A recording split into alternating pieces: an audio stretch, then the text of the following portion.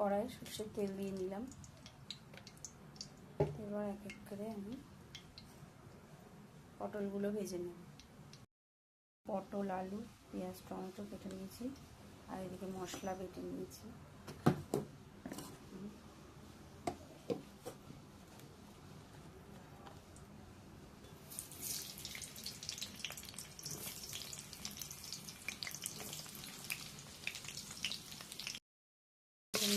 ভেজে নিলাম, লাল লাল করে ভেজে নেব।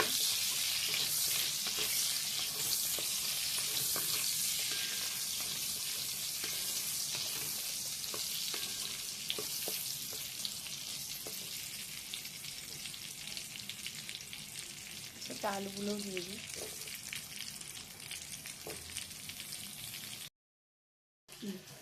চর্বি, তো আজকে এই চর্বি দিয়েই পটলের তরকারিটা করবো। পটলটা অনেকটা ভাজা হয়ে এসেছে।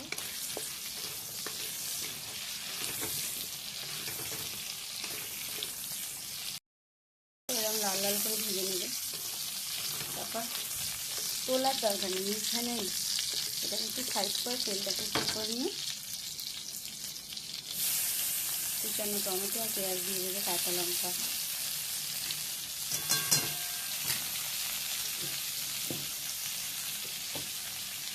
পেঁয়াজগুলো একটু ভাজা ভাজা করে নেবে।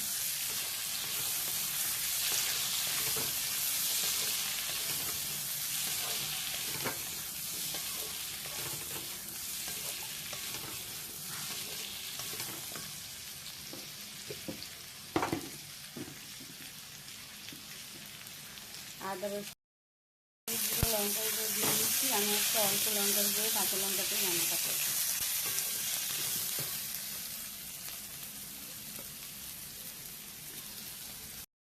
পুরো রান্নাটা আমি কাঁচা লঙ্কাই করেছি বলে কালারটা একদম সাদা লাগছে, কিন্তু কালারটা খুব সুন্দর এসেছে।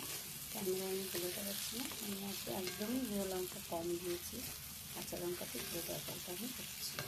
বাটাতেও কাঁচা লঙ্কা দিয়েছি, আমি এটা চিড়ে দিয়েছি। এটা করে আমার কষা হয়ে গেছে। সবজিগুলো এখনও গলেনি, না গললেই ভালো। অল্প গলে গেছে, সেটা ঝুলের সাথে মিশে যাবে।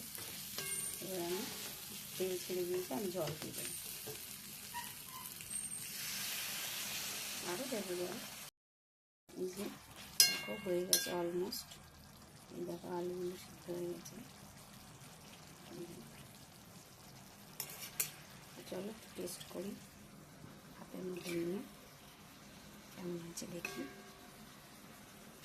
ঠিক আছে, টাটা, সবাই একটু বানিয়ে খেও।